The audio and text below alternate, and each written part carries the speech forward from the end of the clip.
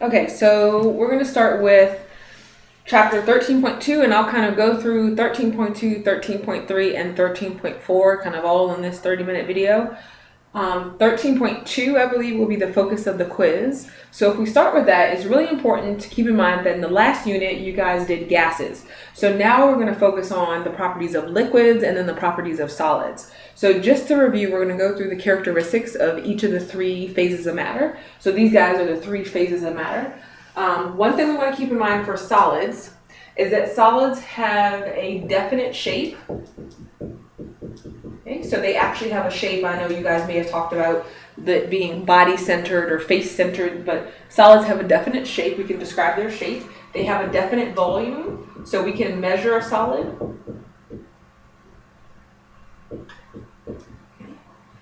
One important thing to keep in mind as we go through each of these is something called kinetic energy. So you guys talked about kinetic energy before. Now, kinetic energy is the energy of motion. So solids are not really moving. Those particles in a solid are stuck together. So imagine like soup being super glued together. So because those particles are not moving, solid particles have a very low kinetic energy because those particles themselves are not moving. That's very different from what gases have, but solids have low kinetic energy. Solids have high potential energy. Okay, so if you think of like potential being stored, so because solid particles are not moving, they're storing all of their energy. They're not using it yet. So low kinetic but high potential. The last thing for solid we want to keep in mind is that they have strong attractions. And so what we mean by that is that the particles themselves are strongly attracted or attached to each other. And that's why they're able to stay stuck together in a solid. Okay? On the flip side, let's actually jump all the way over to gases. So gases are pretty much almost the exact opposite of solids. So gases themselves have an indefinite, meaning no, they have an indefinite shape. They don't have a shape. We assume the gases take on the shape of their container. They also have an indefinite volume. It's very hard to just grab one gas particle and try to measure just one gas particle. They have an indefinite volume, so if we put it in a 2-liter container, we assume that that gas is taking up 2 liters. But it's hard to just measure one gas at a time. On the flip side, we said that solids have low kinetic energy because those particles are not moving. Gases have a high kinetic energy. The particles are always moving. That's all they're doing is moving and bouncing and hitting each other and colliding with the container and other things in the environment. So they have a high kinetic energy. Remember, kinetic energy is the energy of motion. So gases are always moving. And so because they're always moving, they're not storing anything. So gases have a low potential energy. They're not storing their energy, they're actually using all of it. Okay? Whereas on the flip side, solids are storing all of their energy. Okay? And then gases actually have the weakest attractions. Okay? And the reason for that would be if we think about how a gas particle works. Gas particles are hitting with each other and hitting into the container. They're not attracted to anything. It's not causing them to stick with anything. So that's why they're constantly able to hit each other and bounce right back off. Okay? So then that leaves us with liquids. So liquids are actually somewhere in between the two. So liquids aren't like solids, but they're also not like gases. And so one thing we can say about liquids is they have an indefinite shape. That's one thing they have in common with gases. And they have an indefinite shape because liquids don't have a shape. They take on the shape of their container. But liquids actually do have a definite volume. We can measure liquids. We can say that we have 4 ounces or 1 cup or 3 gallons. We can actually measure how much liquid we have. Okay? Now, as far as potential energy and kinetic energy, liquids are somewhere in between gases and solids. So solids have low kinetic, but gases have high kinetic. Liquids would be somewhere kind of right in the middle. So I'll just say a moderate level. And I'll put KE, meaning kinetic energy. So they're somewhere in between.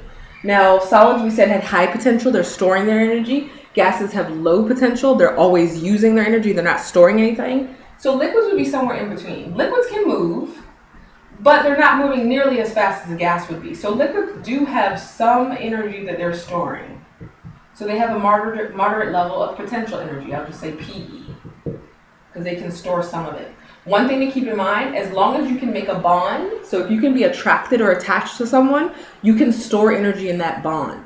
So because gases don't have any attractions, they're not able to store any type of energy. So that's why they have low potential energy. Liquids are able to attract with one another, so they are able to store some energy, and they're also able to move as well. And then as far as attractions, solids, we said, have very strong attractions. They're always stuck together, which makes them a solid. Gases have very weak attractions. They're always bouncing and hitting off of each other. Liquids would be somewhere right in the middle, so I'll just say also a moderate level of attraction. Okay, and the reason why they would have a moderate level of attraction is that liquid particles do need to be attracted or attached to each other to keep it as a liquid, but they're not as rigid and stuck together like a solid. So liquids are able to be a little more flexible than solids, but not as flexible as a gas. So liquids do have some attraction. Okay? All right, so the next thing that's also going to be really important for this unit is to know the phase changes. So these are the phases of matter, or the states of matter, solid, liquid, and gas. But it's also very important to know how we change from each of these. So we're just going to kind of review what the phase changes mean. A lot of them will be ones that you would have already talked about, probably in elementary school. So if we go from a solid to a liquid, okay, that, if you think of like ice to water, that's called melting. Okay. If we go from a liquid to a solid, that is freezing. Okay. If we go from a liquid to a gas, so if you think of water in a pot that starts to evaporate, we're going to use the word vaporization. Now, your teacher may have said the word evaporation, and we usually think of evaporation. We're actually going to use vaporization. And the difference is vaporization is a process where you're actually adding an artificial heat source. So you're putting a pot on a stove or over a fire, and you're causing the water to turn into gas, or the liquid to turn into a gas. Evaporation is more of a natural process. So if we have water outside on the sidewalk, the sun is heating it up. So if the sun is the heat source, we say that it's evaporating. But if there is a different heat source, like a stove or a fire, we say that it's vaporizing. But it means the same thing. We're going from a liquid to a gas. Now, if we're going the other way around, gas to liquid, that's called condensation. And then we have two terms that we don't really use until now. We actually can have substances that go from a solid straight to a gas. So if you think of like dry ice, if you've ever seen dry ice, it actually is solid. It's an ice form. It's solid carbon dioxide, but it has these like steam or smoke coming from it. So that's actually where it goes straight from being a solid straight into the steam form or the gas form. So if we go from a solid all the way to a gas, we skip over the liquid phase. That is called sublimation. Okay, so that's where we go from a solid all the way to the gas. Now we can go the other way. We can actually go from a gas all the way to a solid. That is called deposition. Okay, so it's important to know these different phase changes. So if a question were to say, what is the process of where a liquid turns into a gas, we would say that's vaporization. Or what is the process in which a gas turns into a solid? Well, that would be called deposition. So knowing these terms is really important. Okay. The next thing we're going to get into is not only is it important to know what these phase changes are, it's also important to know which phase changes require energy and which ones release energy. So I'm just going to shift the board over just a little bit. So let's write those out. So we have some phase changes that we say are endothermic.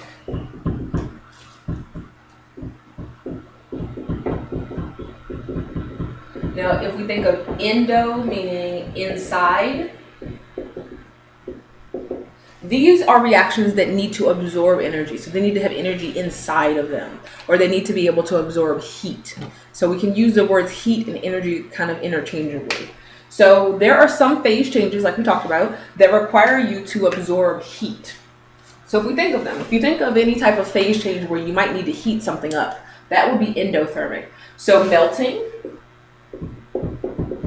is an endothermic process. You have to absorb heat in order for something to melt. Also vaporization. You have to absorb heat for something to go from a liquid to a gas. Okay? And the reason why we have to absorb heat for these two is because we have to break bonds. So if we're melting something, we're breaking all those solid bonds to become a liquid. If we're vaporizing something, we're breaking all those liquid bonds to become a gas. So anytime we break bonds, so I'll put a note here, if we break bonds, we need energy.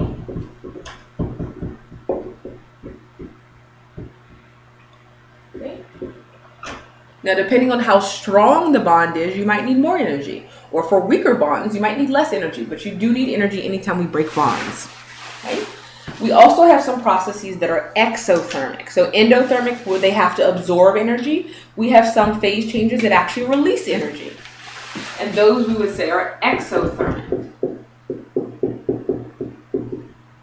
If we think of exo like exiting, they're leaving. Energy or heat is leaving for these processes. And so we have a few processes that are exothermic. So if we think of something having to release energy or cool off, condensation is an exothermic process. So if we're taking a gas, we have to cool it off or take heat or energy out of it to get it to become a liquid. We also, for freezing, have to lose or lower energy. So we have to take heat or energy out of something to get it to freeze. Okay? So let's think about where those terms sublimation and deposition would go. So if we think about it, sublimation is the process of going from a solid to a gas. So we're going from something that has really strong attractions to something that has no attractions at all. That would be an example of something that's endothermic. So sublimation would go here, because we have to break all those bonds in the solid to get it to become a gas that takes energy or heat. Whereas deposition is where we go from a gas to a solid. We're cooling that gas off. So deposition would be an exothermic process.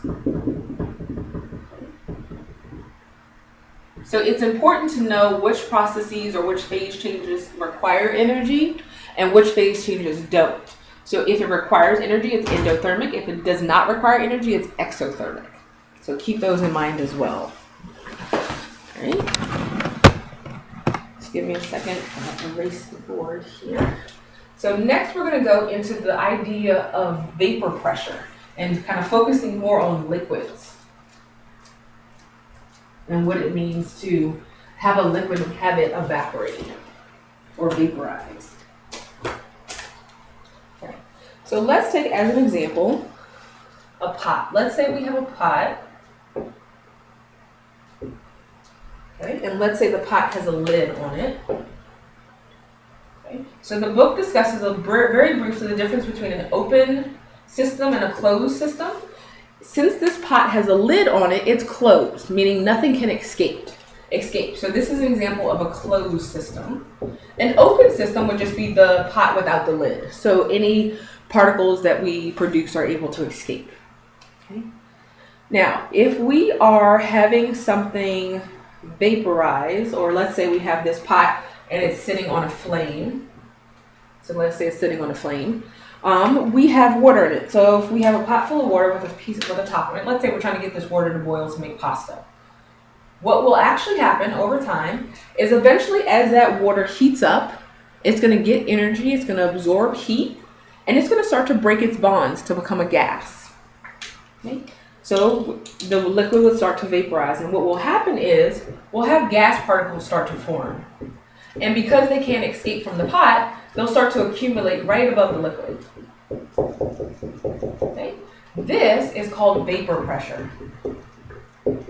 Okay? Vapor pressure, by definition, is the pressure of a gas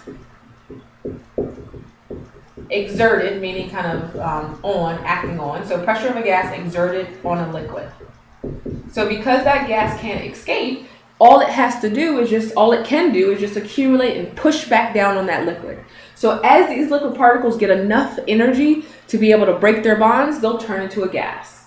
Now, one of the things that will happen, because there's a lid on this container, is we'll eventually have some gas particles make it all the way up to the lid and hit the underside of the lid, and they'll actually be able to cool off. When they hit that lid, the lid's going to be slightly cool. And when they hit that lid, they'll be able to cool off and actually go back down to being a liquid again.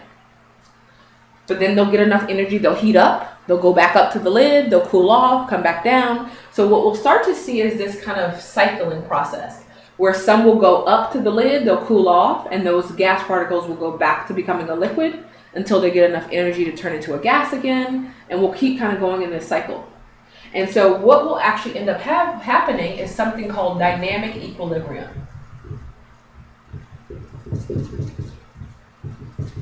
Okay? Now, dynamic equilibrium just means that for every one particle that you make into a gas, kind of going this way, you make one particle into a liquid. So as one gets enough energy to become a gas, one is losing enough energy to go back to being a liquid. So you're kind of not really going anywhere, almost like running on a treadmill. You're doing work, but you're not really moving anywhere. So that would be what ends up happening if we keep the top on the pot. Now, sometimes what happens when you take the top off of the pot, you see little water droplets. That's from where gases that have hit that hit that lid, they've cooled off and they've turned back into liquid. Right? So one of the things that's very important with vapor pressure is that in order for something to boil, boiling does not necessarily mean heat. Boiling is all based off of pressure. So let's talk about what it means to boil. So by definition, I'll write the definition and kind of go through an example. Boiling is when the vapor pressure equals atmospheric pressure. So the vapor pressure, meaning the pressure in the pot, has to be greater than or equal to atmospheric pressure. Okay. So we know at sea level, or standard pressure, so at sea level we have 1 atm for pressure. And this would be our standard pressure. So any type of pot that has water in it with a lid, it would need to get about 1 atmosphere of pressure in this pot before the pot can start boiling. Because we said vapor pressure, like in the pot, has to be equal to or greater than atmospheric pressure. Okay? So this is going to sit on the flame until it gets enough pressure to equal 1 atmosphere or greater.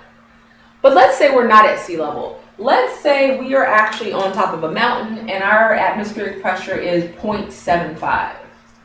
So instead of 1, it's a little bit less than 1 because higher altitudes mean lower pressure.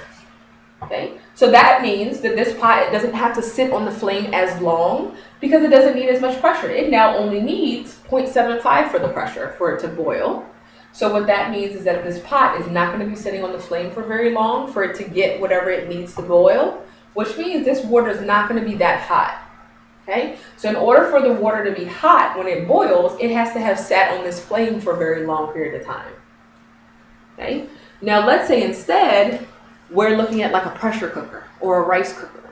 Those things change the pressure to be higher than normal. So let's say we're not at 0.75 anymore. Let's say our pressure is actually at 4 atm, so it's quadruple what it normally is. Well, what that would mean is this pot has to sit on the flame for a lot longer because it has to get way more gas pressure up here for it to equal at least 4. And so one of the issues is in order for this pot to get enough vapor pressure to equal at least 4 atmospheres, it's going to have to sit on this flame for a lot longer. So when the liquid does boil, it's actually going to be super hot. Okay? So boiling, just keep in mind, does not necessarily deal with temperature. Boiling is all about getting enough pressure in the pot. However long it takes for you to get the pressure will influence your temperature. So if you can get this vapor pressure to equal atmospheric pressure very quick, then that means this liquid might not be very hot, as what would happen if you're on top of a mountain. If you have to get a lot of vapor pressure in order to have it to equal atmospheric pressure, that liquid's going to be super hot because you're going to have to sit on that flame for a lot longer to get the pressure that you need. Okay? So they may ask you scenario questions where they may say something like you're on top of a mountain, or you're at sea level, or you are under extreme pressures. What will your boiling point be? So one thing to keep in mind, and we can make a note here, is the higher the atmospheric pressure, okay, that means the higher the vapor pressure that you'll need. And we said that vapor pressure just doesn't kind of come out of thin air. We have to have something heat up, or the liquid has to heat up to get enough vapor pressure. So if the atmospheric pressure is higher, your vapor pressure has to be higher, which means your boiling point is going to be higher. That temperature is going to be a lot hotter if it has to sit on the flame long enough to get the pressure that you need. So that's a very important concept to keep in mind. And so you should be comfortable doing different scenarios, whether they give you different pressures and ask you how that changes the boiling points. Okay. All right. The last thing what we would do is something called phase diagrams. Now, the important thing about phase diagrams, they're going to be pictures or images that show you the different phases of a substance. Okay, this unit is going to be really big on interpreting graphs and interpreting charts. So the more familiar you are with these charts, the easier it's going to be. So we're going to talk about phase diagrams.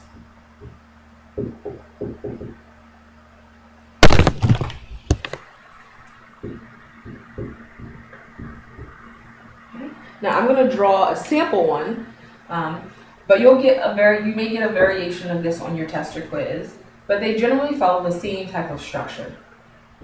Okay? It's also really important to know what goes in which part of the graph, because it's not uncommon for a teacher just to give you a blank one like this and ask you to label all the pieces. So it's important to not only be able to be comfortable reading this graph when we go through it, but also knowing where each of the sections are. Okay? So phase diagrams are just diagrams to show us where the solid, liquid, and gas phases exist for any compound. Every compound has its own phase diagram. So this one I'm going to draw is going to be similar to what waters would be, but if we're doing a different substance, it may look a little bit different. Okay? But always on the far left, this is always the solid phase. Always kind of in this little Y shape here, this is always the liquid phase. Okay? And over here on the far right, this would be the gas phase or vapor. They may use the word vapor, but this is the gas phase. So knowing solid, liquids, and gas go in each of these areas is going to be very important. We've labeled a couple of other points that are going to be important to know. On the x-axis is always your temperature. Usually it's in Celsius, but it could be in Kelvin, but temperature is always on the x-axis. On your y-axis is going to be your pressure. Okay? It can be in kPa or atmospheres or any one of those pressure units, but pressure is always on the y, temperature is always on the x. Okay? We have a couple important points that you definitely will need to know. This point right here, where kind of all these lines intersect, this is called the triple point. By definition, this is the point at which all three phases exist at once. Okay? So that means you could actually have a container, a closed container, that would have a solid, liquid, and gas at once. There's a picture on page 403 of your textbook that you may want to look at. It shows a flask that has ice, water, and then it has steam coming from it. So that's where all three of those phases would exist.